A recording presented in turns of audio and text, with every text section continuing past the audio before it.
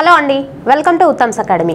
ఇవాల్టి సెషన్లో మనం డిస్కస్ చేసుకుందాం ఆర్ఆర్బీ ఎన్టీపీసీకి సంబంధించిన 10th గ్రాండ్ టెస్ట్కి సంబంధించి జనరల్ అవేర్నెస్ బిట్స్ అనేవి చూద్దాం. మన ఫస్ట్ బిట్ వచ్చేసి mount Etna that was recently scene in news is located in which country?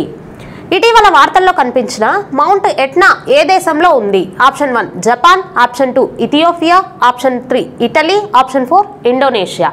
మనకి ఈ మౌంట్ ఎట్నా అనే అగ్నిపర్వతము ఇటలీలో ఉందన్నమాట. ఇటలీ దేశంలో ఉంటుంది ఈ మౌంట్ ఎట్నా అనే అగ్నిపర్వతం. అయితే ఇది రీసెంట్గా మనకి ఇది యాక్టివ్ వాల్కనో అనమాట. రీసెంట్గా బద్దలవుతూ మనకి న్యూస్లో ఉందన్నమాట ఈ మౌంట్ ఎట్నా అనే అగ్నిపర్వతం. యూరోప్లోనే ఇది tallest volcano. Next, Storm Shadow missile was jointly developed by the United Kingdom and which country? Storm Shadow క్షిపణి యునైటెడ్ కింగ్డమ్ మరియు ఏ దేశం సంయుక్తంగా అభివృద్ధి చేశాయి?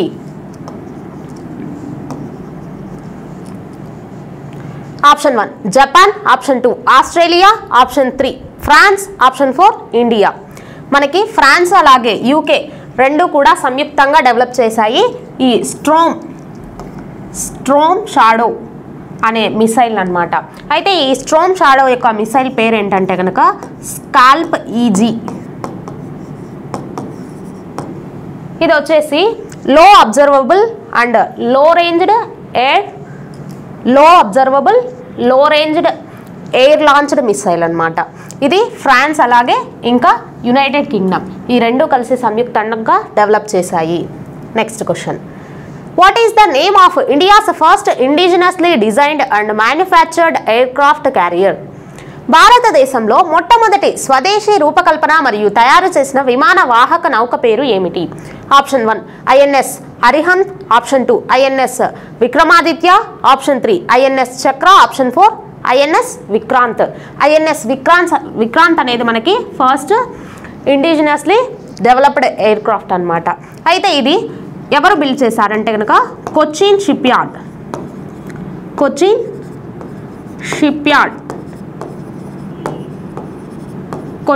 యార్డ్ లిమిటెడ్ వారు దీన్ని బిల్డ్ చేయడం జరిగింది.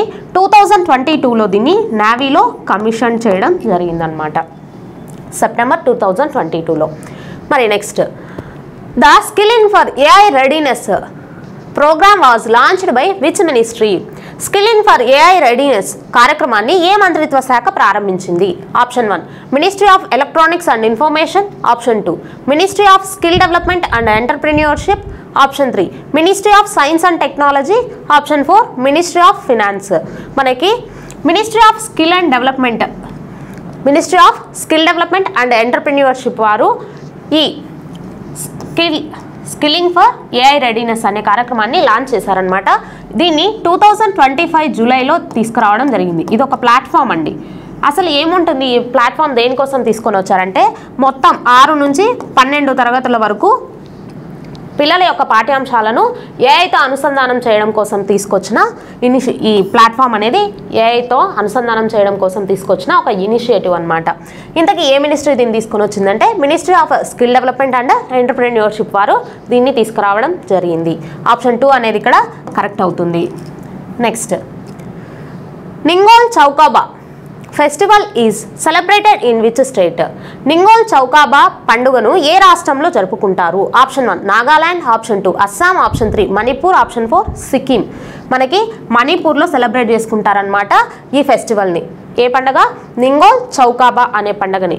దీన్నే ఇంకా ఏమని చెప్తామంటే హియాంగి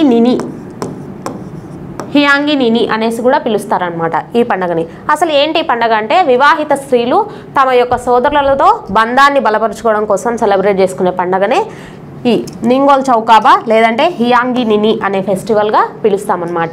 రెండవ చాంద్రమాన నెలలోని 2వ రోజున ఈ పండుగను సెలబ్రేట్ చేసుకోవడం జరుగుతుంది మణిపూర్లో. Next, which country out of the following is not a member of the BRICS group? కింది వాటిలో ఏ దేశం బ్రిక్స్ సమూహంలో సభ్యుడు కాదు? Option 1 South Africa, option 2 Sri Lanka, option 3 Brazil, option 4 India. మనకి బ్రిక్స్ కంట్రీస్ చూసుకుంటే బ్రిక్స్ యొక్క ఫుల్ ఫామ్ చూడండి, బ్రెజిల్. బి అంటే బ్రెజిల్. ఆర్ అంటే కనుక రష్యా, ఇండియా, చైనా, అలాగే సౌత్ ఆఫ్రికా. ఈ కంట్రీస్ మనకి బ్రిక్స్లో ఉన్నాయన్నమాట. అయితే శ్రీలంక అనేది బ్రిక్స్లో మెంబర్షిప్ కంట్రీ కాదు. మరి రీసెంట్గా మనకి 2024, రీసెంట్గా ఏం కాదు, 2024లో ఇంకా బ్రిక్స్లో 5 దేశాలు చేరాయి. అవి ఏమేమనేసి చెప్పుకున్నాము, ఈజిప్ట్,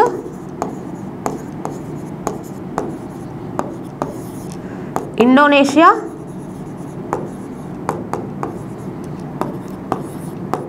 ఇరాన్, ఇథియోపియా,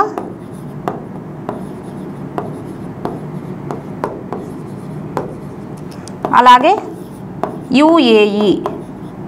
ఈ కంట్రీస్ కూడా మనకి బ్రిక్స్లో జాయిన్ అవ్వడం జరిగిందనమాట. దీంతో బ్రిక్స్లో మొత్తం 10 సభ్య దేశాలు అయ్యాయి. ఈ బ్రిక్స్ అనేది మనకి ఫస్ట్ బ్రిక్గా ఏర్పడింది. ఎందుకోసం ఇది ఏర్పడింది అంటే కనుక శాంతి మరియు ఆర్థిక సహకార ఒప్పంద సంస్థనే ఈ బ్రిక్గా ఏర్పడిందనమాట. 2006లో ఏర్పడింది, కానీ అఫీషియల్గా 2009 నుండి ఇంప్లిమెంట్ అయ్యింది. దాని తర్వాత సౌత్ ఆఫ్రికా అనేది మనకి 2010లో ఇందులో జాయిన్ అవ్వడం జరిగింది. ఇప్పుడు 2024లో మళ్ళీ ఈ 5 దేశాలు అనేవి కూడా జాయిన్ అయ్యాయి బ్రిక్స్ కంట్రీలో. రీసెంట్గా మనకి ఈ బ్రిక్స్ యొక్క బ్యాంక్ నేమ్ వచ్చేసి న్యూ డెవలప్మెంట్ బ్యాంక్ అండి అనేది బ్రిక్స్ యొక్క బ్యాంక్ అనమాట. ఇది షాంఘైలో ఉంటుంది, చైనాలో. అలాగే ఇక్కడ చూసుకున్నట్లయితే 2025 బ్రిక్స్ సమ్మిట్ అనేది జరిగింది. ఇది ఎన్నవ సమ్మిట్ బ్రిక్స్కి సంబంధించి అంటే 17th సమ్మిట్ అనమాట. ఎక్కడ జరిగిందంటే బ్రెజిల్లోని రియో డి జెనీరోలో జరిగిందనమాట. రియో డి జెనీరోలో జరిగింది. మరి 2026లో ఈ సమ్మిట్ ఎక్కడ జరగబోతుంది అంటే 18th సమ్మిట్ అవుతుంది. దీనికి ఇండియా హోస్ట్ చేయనుంది 2026లో జరిగే బ్రిక్స్ సమ్మిట్కి. ఇది బ్రిక్స్కి సంబంధించి.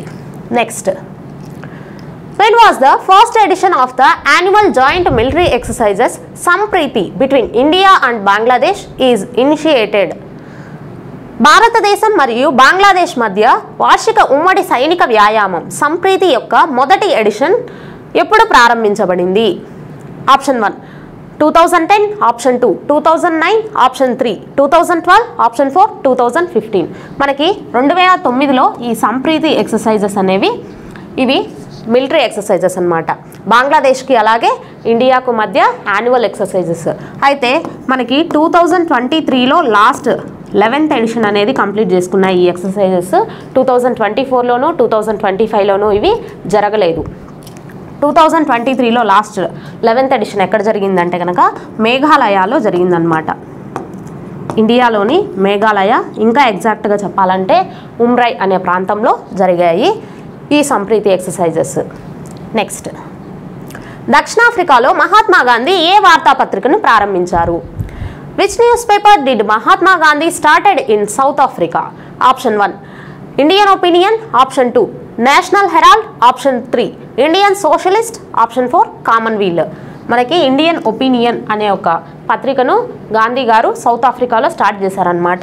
ఏ ఇయర్లో అంటే 1903లో ప్రారంభించారు ఇండియన్ ఒపీనియన్ అనే పత్రికని. మరి ఇండియాలో గాంధీ గారికి సంబంధించి ఏమైనా పత్రికలు ఉన్నాయా అంటే యంగ్ ఇండియా అనే పత్రిక ఉంది, అలాగే నవజీవన్, ఇది గుజరాతీ మాసపత్రిక అనమాట, అలాగే హరిజన్ అనే పత్రిక, ఇది గుజరాత్లో వెలువడే పత్రిక. ఇవన్నీ కూడా గాంధీ గారికి సంబంధించిన పత్రికలు అనమాట. ఈ నేషనల్ హెరాల్డ్ అనేది మనకి జవహర్లాల్ నెహ్రూ గారు 1938లో నడిపారు. అలాగే కామన్వీల్ ఈ పత్రిక వచ్చేసి మనకి ఎవరికి సంబంధించిందంటే కనుక అనిబిసెంట్ గారు ప్రారంభించిన పత్రిక అనమాట.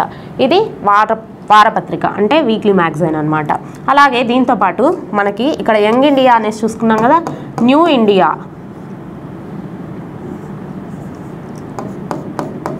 ఇండియా అనే పత్రికను కూడా మనకి ఎవరు నడిపారు అంటే అనిబిసెంట్ గారే నడపడం జరిగింది. Next, name the first lady president of the Indian national Congress. Indian national Congress Indian national కాంగ్రెస్కు ప్రథమ మహిళా అధ్యక్షురాలు ఎవరు? Option 1 Nalini Sen Gupta, option 2 Indira Gandhi, option 4 option 3 Annie Besant, option 4 Sarojini Naidu. మనకి ఐఎన్సీ యొక్క ప్రథమ మహిళ అంటున్నారు. ఇక్కడ ప్రథమ మహిళా అధ్యక్షురాలంటే మనం ఎవరిని చెప్పాలని చెప్పుకున్నాము? అనిబిసెంట్ గారిని చెప్పాలన్నమాట. ఎప్పుడు 1917లో కలకత్తాలో జరిగిన ఐఎన్సీకి ఈవిడ అధ్యక్షత వహించడం జరిగింది. అదే ఒకవేళ ప్రథమ భారతీయ మహిళ అని అంటే ఎవరి పేరు చెప్పాల్సి ఉంటుంది? సరోజినీ నాయుడు గారి పేరు చెప్పాలన్నమాట. ఈవిడ 1925లో కాన్పూర్ ఐఎన్సీకి అధ్యక్షత వహించడం జరిగింది సరోజినీ నాయుడు గారు. అలాగే మొత్తం ఐఎన్సీకి 3 మహిళలు మాత్రమే అధ్యక్షత వహించారు అని చెప్పుకున్నాం కదా. మూడవ మహిళా వ్యక్తి ఎవరు అనేసి చెప్పుకుంటే 1933లో నళిని సేన్ గుప్తా గారు. ఈ ఐఎన్సీ ఎక్కడ జరిగి ఉంటుందంటే మనకి కలకత్తాలోనే జరిగిందనమాట.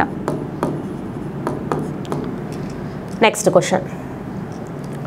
Name the famous biologist with whom the Galapagos island is associated.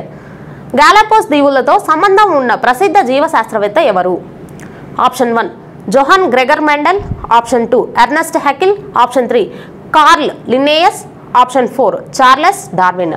Charles Darwin గారు మనకి theory of evaluation, father of theory of evaluation అనేసి చెప్తాం కదా. ఆ థియరీ ఆఫ్ ఎవాల్యుయేషన్ని మనకి గాలాపోగస్ దీవులలో సందర్శించిన తర్వాత అక్కడ రెవల్యూషన్స్ని చూసి ఎవాల్యుయేషన్, థియరీ ఆఫ్ ఎవాల్యుయేషన్ అనేది ప్రపోజ్ చేయడం జరిగిందనమాట. Next, which scheme of the government of India provides for the delivery of LPG cylinders to the below poverty line BPL. దారిద్ర్య రేఖకు దిగువన ఉన్నవారికి BPL, below poverty line, LPG సిలిండర్లను భారత ప్రభుత్వం ఏ పథకం ద్వారా అందిస్తుంది? Option 1 national social assistant programme, option 2 Ujjwala scheme, option 3 national health mission, option 4 Ayushman. మనకి ఏ స్కీమ్ కింద ఇస్తుందని చెప్పుకున్నాము? ఉజ్వల స్కీమ్ కింద ఎల్పిజి సిలిండర్స్ అనేవి అందిస్తుంది. ఈ స్కీమ్ని ఎప్పుడు తీసుకొని వచ్చారని చెప్పుకున్నాం? 2016లో ఈ స్కీమ్ని లాంచ్ చేయడం జరిగింది.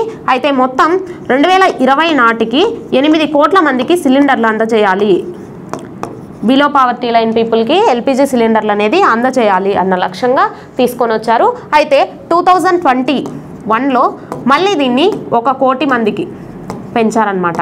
1 కోటి మందికి అదనంగా ఇవ్వాలనేసి ఉజ్వల 2.0 అని మళ్ళీ స్కీమ్ని లాంచ్ చేశారనేసి చెప్పుకున్నాం. ఇంతకీ ఏ మినిస్ట్రీ కింద ఈ స్కీమ్ పనిచేస్తుంది అనేసి చెప్పుకుంటే కనుక ministry of petroleum and natural gas ఆధ్వర్యంలో, ministry of petroleum and natural gas వారి ఆధ్వర్యంలో ఉజ్వల స్కీమ్ అనేది మనకి వర్క్ చేస్తుందన్నమాట. Next, who is the writer of the Indian divided. Indian divided అనే పుస్తక రచయిత ఎవరు? Option 1 Mulk Raj Anand, option 2 Rajendra Prasad, option 3 Chaudhry Khaliquzzaman, option 4 Khushwant Singh. మనకి రాజేంద్ర ప్రసాద్ గారు రచించడం జరిగింది ఇండియా డివైడెడ్ అనే పుస్తకాన్ని. Next, where does Basohli Pashmina originate from. Basohli Pashmina ఎక్కడ నుండి ఉద్భవించింది?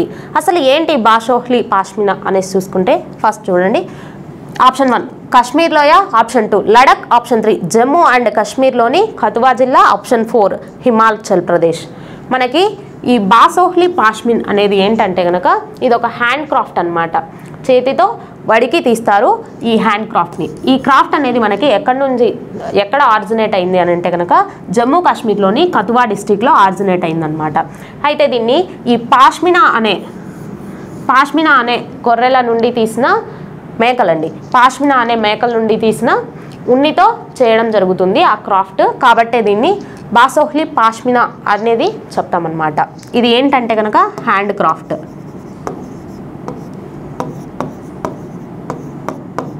దీనికి జిఐ ట్యాగ్ కూడా వచ్చిందనమాట. నెక్స్ట్, కింది వాటిలో దేనిని సూపర్ నెట్వర్క్ లేదా మెటా నెట్వర్క్ అని పిలుస్తారు? Which one of the following is called a super network or meta network? Option 1 server, option 2 internet, option 3 LAN, option 4 MAN. మనము ఇంటర్నెట్ని మెటా నెట్వర్క్ లేదా సూపర్ నెట్వర్క్ అనేసి పిలుస్తామన్నమాట. Next, who was the president of the constituent assembly of India after independence. స్వాతంత్రం తర్వాత భారత రాజ్యాంగం సభ అధ్యక్షుడు ఎవరు? Option 1 C Rajagopalachari, option 2 Acharya Narendra Dev, option 3 doctor BR Ambedkar, option 4 Rajendra Prasad. Doctor Rajendra Prasad గారు మనకి రాజ్యాంగ పరిషత్ యొక్క అధ్యక్షునిగా వ్యవహరించారు స్వాతంత్రం వచ్చిన తర్వాత. ఇక్కడ మనం చూసుకోవాలి, రాజ్యాంగ పరిషత్ అనేది మనకి 1946లో ఏర్పడడం జరిగింది. 1946లో మనకి జూలై అదేవిధంగా ఆగస్టు మధ్య ఎన్నికలు జరిగాయన్నమాట. మొట్టమొదటిసారి మొత్తము 389 స్థానాలకు ఎన్నికలు అనేవి జరిగాయి. తర్వాత మనకి పాకిస్తాన్ విడిపోయిన తర్వాత మొత్తం 299 స్థానాలకు మాత్రమే ఎన్నికలు అనేవి జరిగాయి అన్నమాట. అయితే ముందు రాజ్యాంగ పరిషత్ ఏర్పడిన తర్వాత తాత్కాలిక అధ్యక్షుడిగా ఎవరు ఉన్నారు? రాజ్యాంగ పరిషత్ ఏర్పడిన తర్వాత తాత్కాలిక అధ్యక్షుడిగా ఎవరున్నారంటే మనకి సచ్చిదానంద సిన్హా గారు ఉన్నారనమాట. తాత్కాలిక అధ్యక్షుడు సచ్చిదానంద సిన్హా.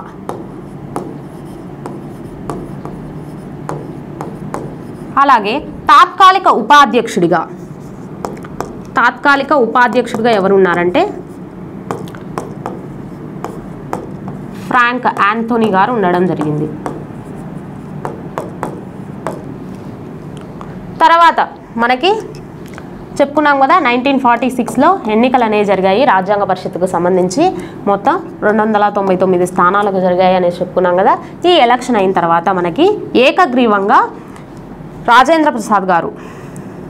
డాక్టర్ రాజేంద్ర ప్రసాద్ గారు శాశ్వత అధ్యక్షుడిగా ఎన్నికవ్వడం జరిగింది రాజ్యాంగ పరిషత్కి. శాశ్వత అధ్యక్షుడిగా డాక్టర్ రాజేంద్ర ప్రసాద్ గారు ఎన్నికయ్యారన్నమాట.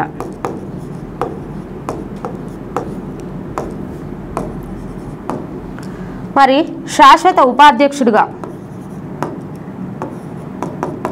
ఎవరు ఎన్నికయ్యారంటే కనుక ఏకగ్రీవంగానే ఈయన కూడా హెచ్సి ముఖర్జీ గారు ఎన్నికయ్యారు. అలాగే రాజ్యాంగ పరిషత్ యొక్క సలహాదారుగా ఎవరు ఎన్నికయ్యారు అంటే కనుక బిఎన్ రావు గారు రాజ్యాంగ పరిషత్ యొక్క సలహాదారుడుగా నియమితులవ్వడం జరిగింది. ఇదండి రాజ్యాంగ పరిషత్కి సంబంధించి. అయితే మనకి ఇక్కడ డాక్టర్ బిఆర్ అంబేద్కర్ గారు, ఈయన రాజ్యాంగ పరిషత్లోని వివిధ కమిటీలు ఉంటాయన్నమాట. ప్రాథమిక హక్కుల కమిటీ, సలహా కమిటీ, డ్రాఫ్ట్ కమిటీ, ఇలాంటి కమిటీలన్నీ ఉంటాయన్నమాట. ఈశాన్య రాష్ట్రాల కమిటీ, అయితే మనకి ముసాయిదా కమిటీ లేదంటే కనుక డ్రాఫ్ట్ కమిటీ అనేసి చెప్తాం. ఈ కమిటీకి అధ్యక్షత వహించారు డాక్టర్ బిఆర్ అంబేద్కర్ గారు. ఇది దీనికి సంబంధించి. Next, which of the following financial inclusion schemes was launched in June 2015 to promote the unorganized workforce to join the national pension scheme. అసంఘటిత శ్రామిక శక్తిని జాతీయ పెన్షన్ పథకంలో చేరేలా ప్రోత్సహించడానికి జూన్ 2015లో కింది ఆర్థిక చేరిక పథకాలలో ఏది ప్రారంభించబడింది? ఆప్షన్ 1 ప్రధానమంత్రి జీవన్ జ్యోతి బీమా Yojana, option 2 Atal pension Yojana, option 3 ప్రధానమంత్రి జన్ధన్ యోజన, ఆప్షన్ 4 ప్రధానమంత్రి సురక్ష బీమా యోజన. మనకి అటల్ పెన్షన్ యోజన అనేది తీసుకొని రావడం జరిగిందనమాట. ఈ అటల్ పెన్షన్ యోజన అంటే 2015లో దీన్ని తీసుకొని వచ్చాము. ఏంటి ఈ అటల్ పెన్షన్ యోజన అంటే మనకి 60 సంవత్సరాలు పైబడిన వారికి నెలకు 1000 నుండి 5000 వరకు పెన్షన్ అనేది చెల్లిస్తారనమాట. మామూలుగా పెన్షన్ అనేది మనకి ఈ సెక్యూర్డ్ పెన్షన్ అనేది ఇప్పుడు ఎంప్లాయీస్కి ఎలాగైతే రిటైర్డ్ అయిన తర్వాత పెన్షన్ ఉంటుందో అలాగా అటల్ పెన్షన్ యోజన కింద అసంఘటిత కార్మికులకు కూడా ఈ పెన్షన్ అనేది ఇచ్చేలాగా గవర్నమెంట్ తీసుకొని వచ్చిన స్కీమ్ అనమాట. మరి ప్రధానమంత్రి జీవన్ జ్యోతి బీమా యోజన అంటున్నాము. ఈ స్కీమ్ వచ్చేసి మనకి ఇన్సూరెన్స్ స్కీమ్ అనమాట. ఇందులో మొత్తం 482 రూపాయలు ప్రీమియం చెల్లించాల్సి ఉంటుంది. ఈ 482 రూపాయల ప్రీమియం చెల్లించిన తర్వాత మనకి ఇది లైఫ్ ఇన్సూరెన్స్ డెత్ అంటే సాధారణ మరణానికి కూడా ఇది వర్తిస్తుందన్నమాట. 2 లక్షల రూపాయలు అనేది మనకి ఇవ్వడం జరుగుతుంది. ఇందులో ఎవరెవరు ఎలిజిబిలిటీ అంటే కనుక 18 నుండి 60 సంవత్సరాల వయసు గల వారు. మరి ప్రధానమంత్రి సురక్ష బీమా యోజన ఇది కూడా మనకి బీమాకు సంబంధించిన స్కీమే అనమాట. ఇన్సూరెన్స్ లైఫ్ ఇన్సూరెన్స్ స్కీమే. అయితే ఇది యాక్సిడెంటల్ డెత్స్కి ఇచ్చేది. అకాల మరణం అని చెప్తాం కదా, ఈ యాక్సిడెంటల్ డెత్కి ఇస్తారనమాట. అయితే దీని కింద ప్రీమియంగా ఎంత మొత్తం చెల్లించాలి? ప్రధానమంత్రి సురక్ష బీమా యోజన కింద అంటే కనుక 20 రూపాయల ప్రీమియం అనేది చెల్లిస్తే కనుక తర్వాత మనకి ఏదైనా అకాల మరణం సంభవించినట్లయితే వారికి 2 లక్షల మొత్తం అనేది ఇవ్వడం జరుగుతుంది. ఇంకా ప్రధానమంత్రి జన్ధన్ యోజన.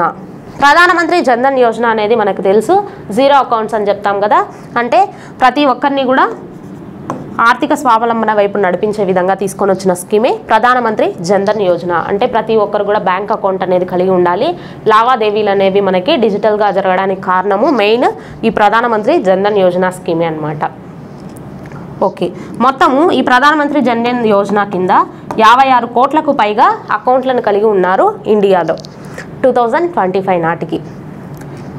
ఇక్కడ మనకి కరెక్ట్ ఆప్షన్ వచ్చేసి అటల్ పెన్షన్ యోజన. ఈ అటల్ పెన్షన్ యోజన గురించి ఇంకొకటి చెప్పాలంటే, ఇక్కడ ఒకవేళ ఏ వ్యక్తి అయితే అటల్ పెన్షన్ యోజనకు అప్లై చేసుకొని ఉంటారో వారు ఒకవేళ వారికి మరణం సంభవించినట్లయితే వారి యొక్క మొత్తం తర్వాత తన భాగస్వామికి చెల్లించడం జరుగుతుందన్నమాట. అంటే మనం మంత్లీ ఇంత అమౌంట్ అనేసి పే చేయాల్సి ఉంటుంది.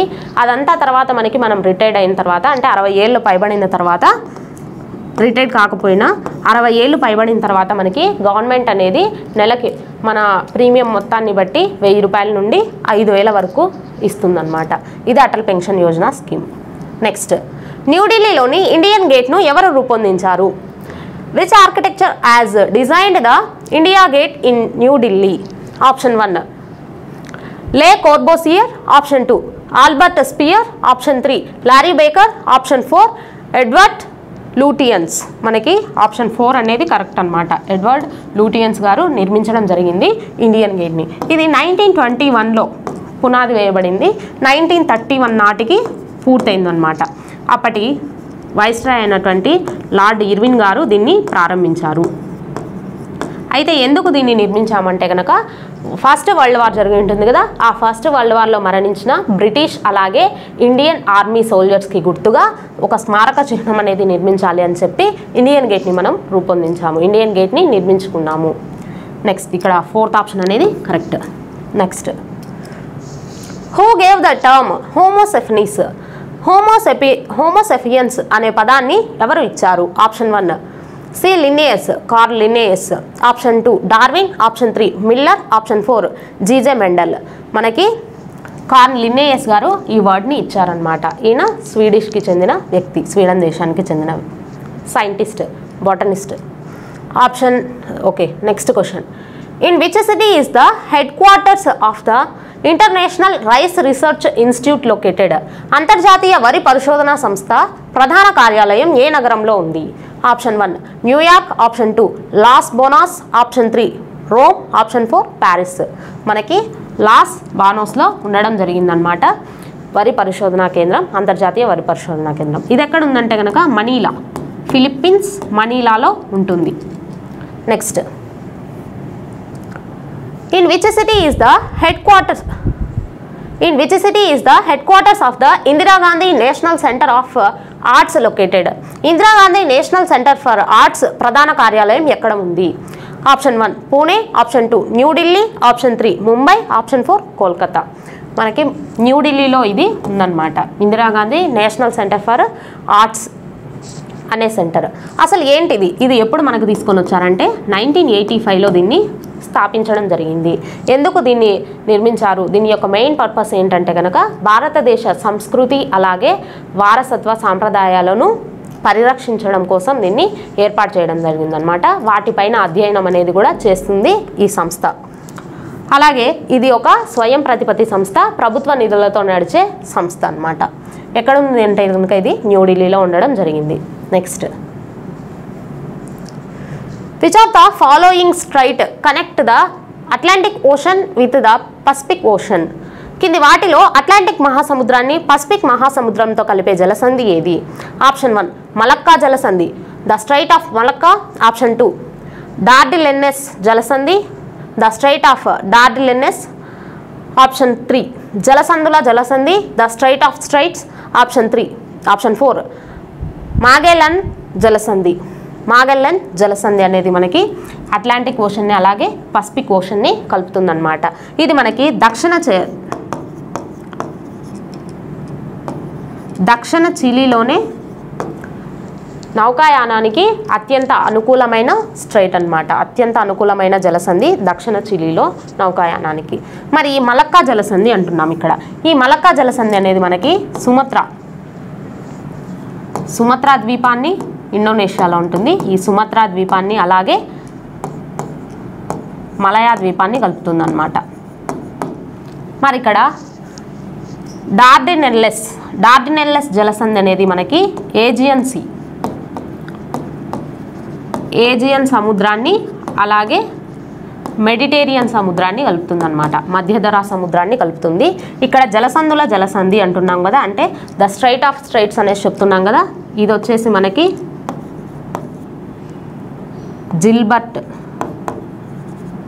జిల్బర్ట్ జలసంధిని అలాగే హార్మోజ్ జలసంధిని కలుపుతుంది.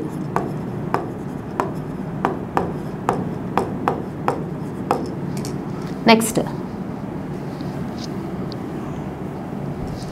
Who was the first speaker of the Lok Sabha మొదటి స్పీకర్ ఎవరు?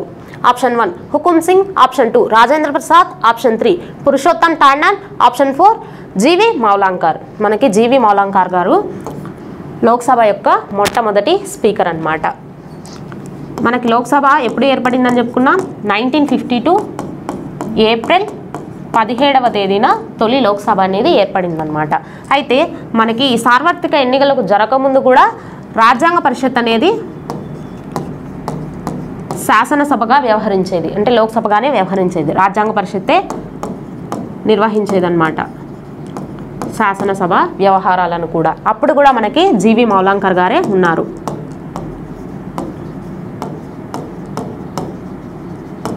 ఇక్కడ చూసుకున్నట్లయితే మనం 1946లో రాజ్యాంగ పరిషత్ మొట్టమొదటి సమావేశం అనేది జరిగి ఉంటుంది, డిసెంబర్ 9 నుండి డిసెంబర్ 11 వరకు. తర్వాత చివరి సమావేశం అనేది 1950 జనవరి 22న చివరి సమావేశం అనేది జరుగుతుందన్నమాట. దాని తర్వాత మనకి ఈ రాజ్యాంగ పరిషత్తే శాసనసభగా కూడా వ్యవహరించింది, రాజ్యాంగ పరిషత్తే అలాగే రాజ్యసభగా కూడా వ్యవహరించింది అనేసి చెప్పుకోవచ్చు అన్నమాట. అప్పుడు కూడా మనకి జీవి మౌలాంకర్ గారే ఉన్నారు. అలాగే స్వాతంత్రం వచ్చి మనకి సార్వత్రిక ఎన్నికలు, మొట్టమొదటి సార్వత్రిక ఎన్నికలు జరిగిన తర్వాత కూడా లోక్సభ స్పీకర్గా, ఫస్ట్ లోక్సభ స్పీకర్గా ఎవరు ఉన్నారంటే జీవి మౌలాంకర్ గారే ఉండడం జరిగింది. 4th ఆప్షన్ అనేది ఇక్కడ కరెక్ట్ అవుతుంది. Next, which one of the following is not an office package? కింది వాటిలో ఏది ఆఫీస్ ప్యాకేజ్ కాదు? Option 1 WPS, option 2 Microsoft office 2010, option 3 quantum, option 4 Libre. Quantum అనేది ఇక్కడ మనకి ఆఫీస్ ప్యాకేజ్లో భాగం కాదనమాట. Albert Einstein was awarded the Nobel prize for dash in 1921. 1921లో ఆల్బర్ట్ ఐన్స్టీన్కు ఏ అంశంపై నోబెల్ బహుమతి లభించింది? Option 1 Doppler effect, option 2 photo electric effect, option 3 theory of relativity, option 4 radio activity. Photo electric effect గాను ఈయనకి 1921లో నోబెల్ అవార్డు రావడం జరిగిందనమాట. ఫిజిక్స్ విభాగంలో. ఏ విభాగంలో వచ్చిందంటే కనుక ఫిజిక్స్ ఈ విభాగంలో రావడం జరిగింది.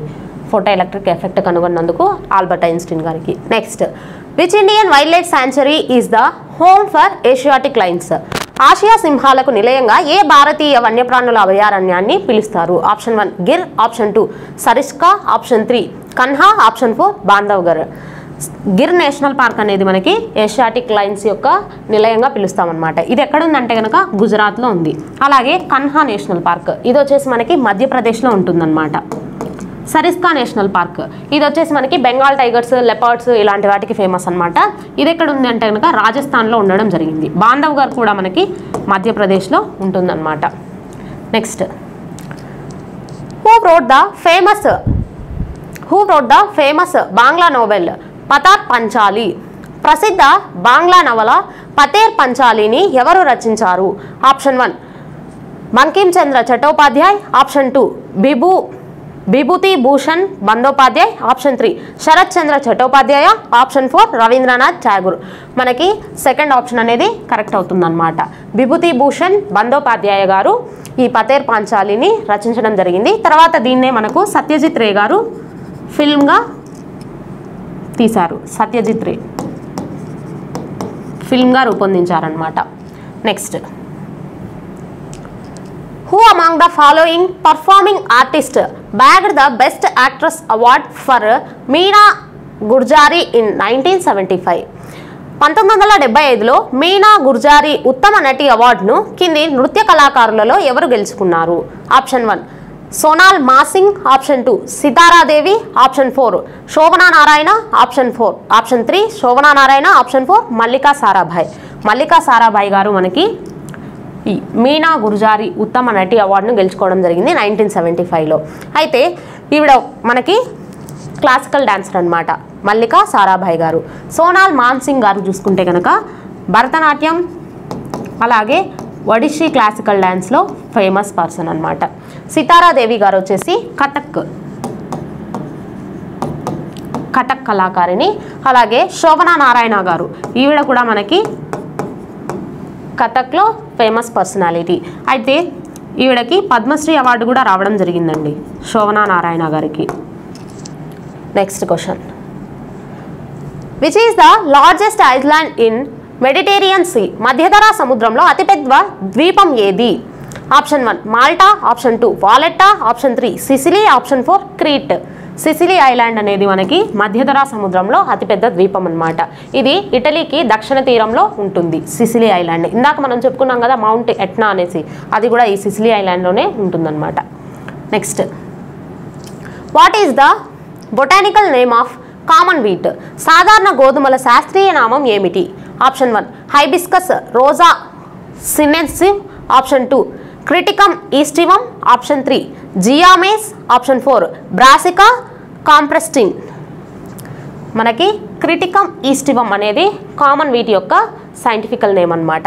మరి హైబిస్కస్ రోజా సినెన్సివ్ అనేది మందారం యొక్క బొటానికల్ నేమ్ లేదా సైంటిఫిక్ నేమ్. మరి జియామేస్ అనేది ఏంటంటే కనుక ఇది మనకి ఒక కార్న్.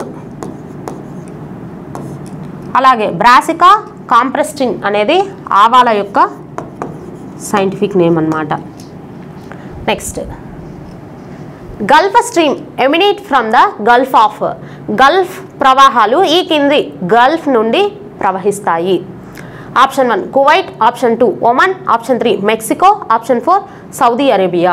మనకి గల్ఫ్ ప్రవాహాలు ఇవి వచ్చేసి ఉష్ణ ప్రవాహాలు అనమాట. ఈ గల్ఫ్ ప్రవాహాలు అనేవి మెక్సికో నుండి ఉద్భవించడం జరుగుతుంది. ఏ గల్ఫ్ నుండి ప్రవహిస్తాయంటే గల్ఫ్ ఆఫ్ మెక్సికో నుండి రావడం జరుగుతుంది అనమాట. ఇవి తమ దిశను మార్చుకొని నార్త్ యుఎస్ఏ ఉత్తర అమెరికా వైపున మల్లుతాయి. Which one of the following program is associated with the development of road transport in India? కింది కార్యక్రమాలలో ఏది భారతదేశంలో రోడ్డు రవాణా అభివృద్ధికి సంబంధించినది? Option 1 golden quadrilateral, option 2 NRHM, option 3 NREGP, option 4 MG NREGA. ఇక్కడ MG నరేగా ఉండాలండి. మనకి ఈ గోల్డెన్ క్వాడ్రిలేటరల్ అనేది 1995లో తీసుకొని వచ్చారనమాట. ఏంటి గోల్డెన్ క్వాడ్రిలేటరల్ అనేసి చూసుకుంటే ఇది కోల్కతా అలాగే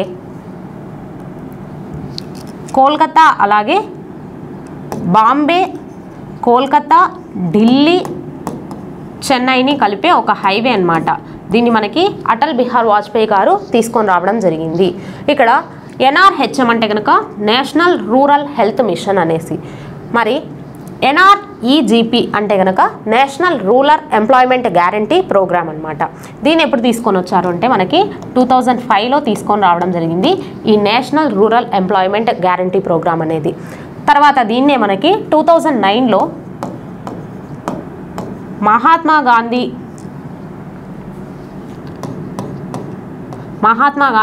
నేషనల్ రూరల్ ఎంప్లాయ్మెంట్ గ్యారంటీ స్కీమ్గా తీసుకొని రావడం జరిగింది. MG నరేగా అనేసి చెప్తామన్నమాట. అయితే ఇందులో భాగంగా మనకి 100 రోజుల పని ఉపాధి హామీ, వేతన ఉపాధి హామీ అనేది కల్పించాలి గ్రామీణ ప్రాంతాల్లో అనేసి ఈ స్కీమ్ని తీసుకొని రావడం జరిగింది.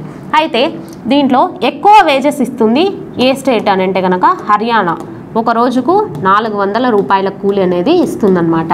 మరి ఏపీ ఎంత ఇస్తుంది అనేసి అంటే కనుక ఏపీ తెలంగాణలు పెంచిన వేతనాలతో కలిపి 307 రూపాయలు డైలీ వేజ్ అనేవి ఇవ్వడం జరుగుతుందన్నమాట. అయితే ఈ స్కీమ్ కింద మనకి స్టేట్కి అలాగే సెంట్రల్కి ఫండ్స్ ఎలాగా ఉంటాయి, నిధులు ఏ విధంగా ఉంటాయనే చూసుకుంటే 60:40గా ఉంటాయన్నమాట. సెంట్రల్ గవర్నమెంట్ మనకి 60% నిధులు భరిస్తే మిగతా 40% స్టేట్స్ భరించాల్సి ఉంటుంది ఈ స్కీమ్ కింద. Okay, next Ram Prasad Bismil was hanged for dash. Ram Prasad బిస్మిల్ను ఏ కారణానికి ఉరితీశారు? ఆప్షన్ 1 చెట్గావ్ ఆయుధశాల దాడి కారణంగా, ఆప్షన్ 2 కాకోరి రైలు దోపిడీ, ఆప్షన్ 3 మీరట్ కుట్ర, ఆప్షన్ 4 లాహోర్ కుట్ర. మనకి కాకోరి ట్రైన్ రాబరీ ఇది ఎప్పుడు జరిగిందని చెప్పుకున్నాము? 1925 ఆగస్టు 29న జరిగి ఉంటుందన్నమాట. ఇది ఎందుకు అసలు ఈ కాకోరి ట్రైన్ కుట్ర కాకోరి రైలు దోపిడీ అనేది జరిగింది అనేది చూసుకుంటే కనుక మనకి హిందుస్థాన్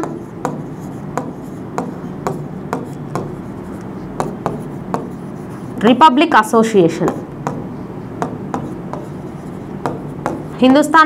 అసోసియేషన్ కోసం నిధులు అనేవి తక్కువ ఉండడంతో వీళ్ళు ఈ కాకోరి ట్రైన్ రాబరీ అనేది చేస్తారనమాట. ఎవరెవరు? రామ్ ప్రసాద్ బిస్మిల్, అలాగే మనకి ఈయనతో పాటు అష్ఫాక్ ఉల్లా ఖాన్, అలాగే చంద్రశేఖర్ ఆజాద్.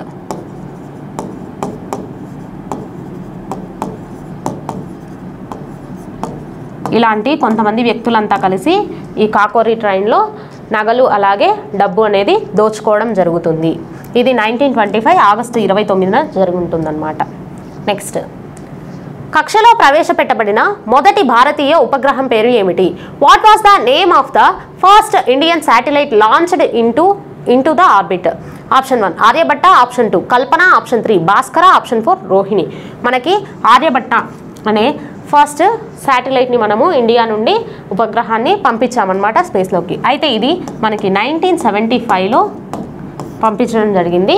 ఇస్రో నుంచి కాదండి. ఎక్కడి నుండి అంటే కనుక సోవియట్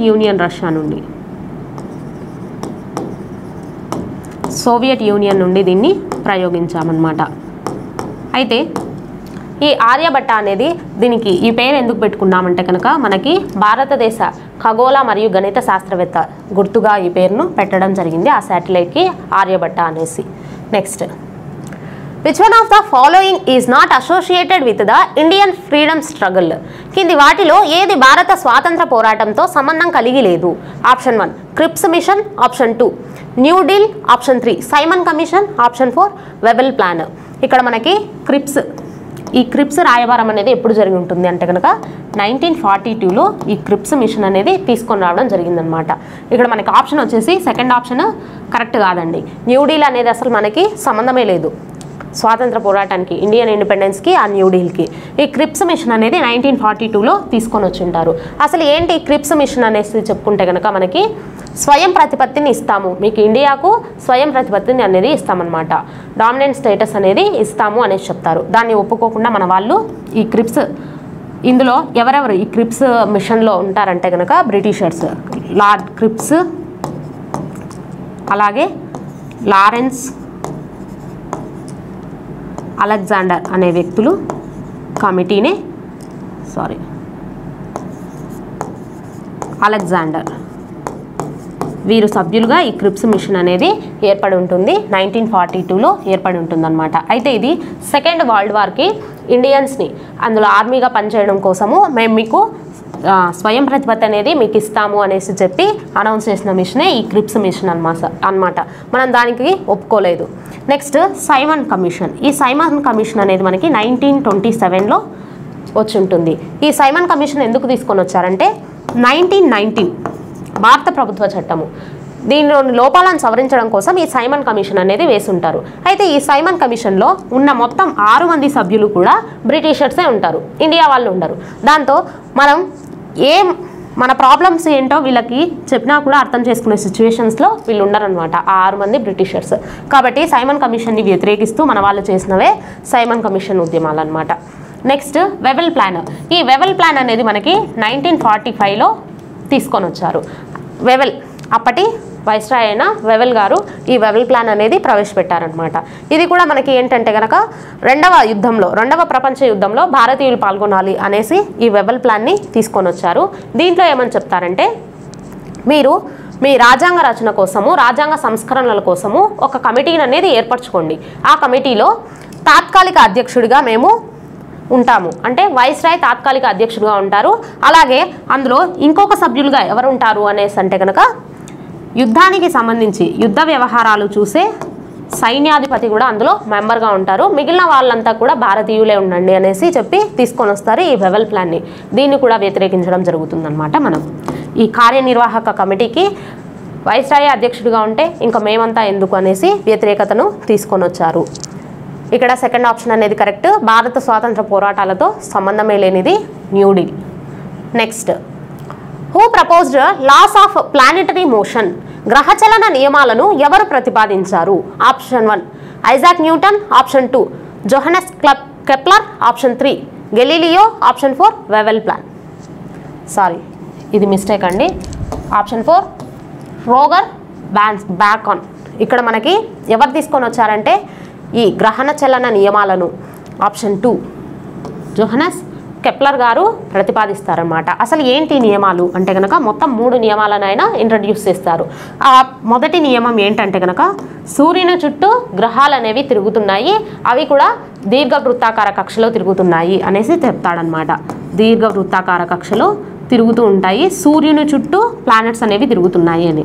అంతకుముందు మనకి సూర్యకేంద్రక సిద్ధాంతము, భూకేంద్రక సిద్ధాంతము ఇలాంటివన్నీ చాలా సిద్ధాంతాలు వచ్చి ఉంటాయి.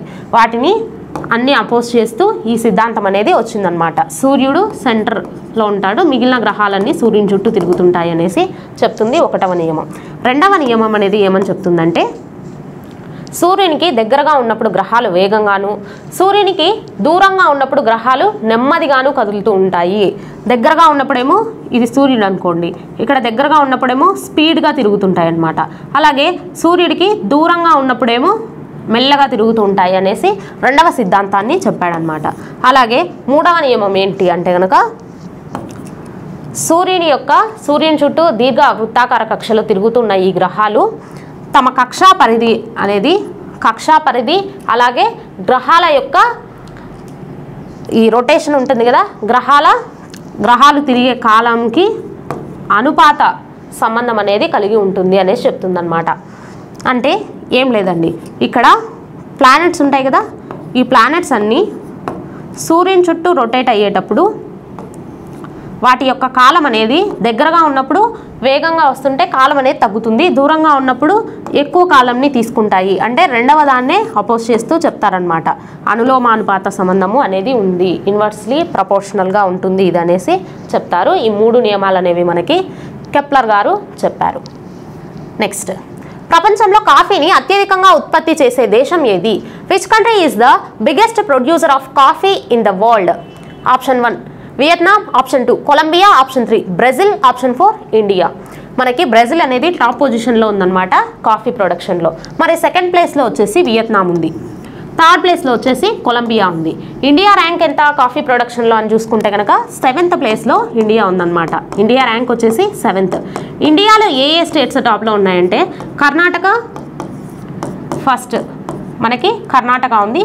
సెకండ్ వచ్చేసి కేరళ, థర్డ్ ప్లేస్లో వచ్చేసి Tamil Nadu. Next, which one of the following ports is not located on the eastern coast of India? కింది వాటిలో ఏ ఓడరేవు భారతదేశ తూర్పు తీరంలో లేదు? Option 1 Tuticorin, option 2 Kandla, option 3 Paradip, option 4 Haldia. ఇక్కడ మనకి కాండ్లా అనేది కరెక్ట్ ఆన్సర్ అవుతుందన్నమాట. ఎందుకంటే ఇది గుజరాత్ పశ్చిమ తీరంలో ఉంటుంది ఈ కాండ్లా పోర్ట్ అనేది. ఈ ట్యూటికోరిన్ అనేది మనకి ఎక్కడ ఉంటుందంటే తమిళనాడులో ఉంటుందన్నమాట. ఈ పారాదీప్ అనేది దేనికి వస్తుందంటే ఒడిషా.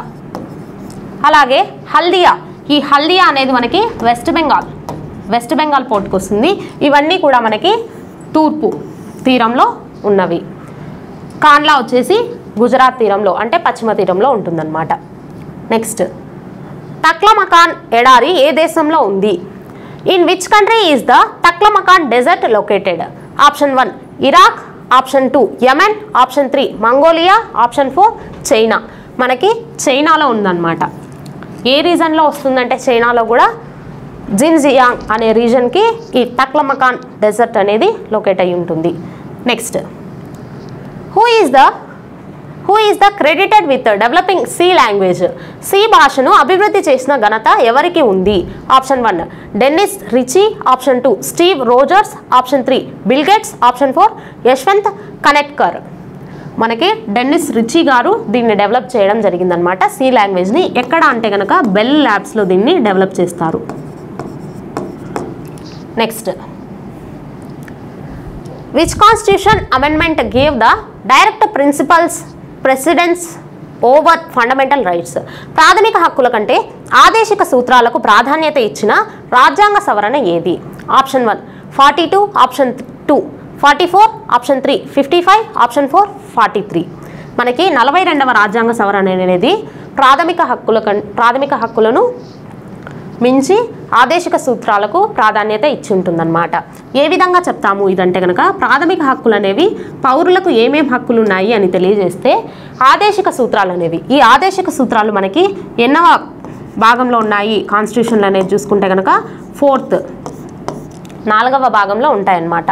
ప్రాథమిక హక్కులు అనేవి పౌరులకు హక్కులను కల్పిస్తే వాటిని ఎలా అమలు పరచాలి అనేసి చెప్పేవే మనకి ఆదేశిక సూత్రాలు అన్నమాట. 42వ రాజ్యాంగ సవరణ ద్వారా వీటి ప్రాధాన్యత అనేది పెరిగింది కొంచెం అనేసి చెప్పొచ్చు. ఈ 42వ రాజ్యాంగ సవరణ ద్వారా మనము ఏమేమి చేర్చుకున్నాము అంటే కనుక 39A. ఈ 39A ఏం చెప్తుందంటే కనుక ఉచిత న్యాయము, ఉచిత సలహాలు అనేవి పౌరులకు అందించాలి అనేసి చెప్తుంది.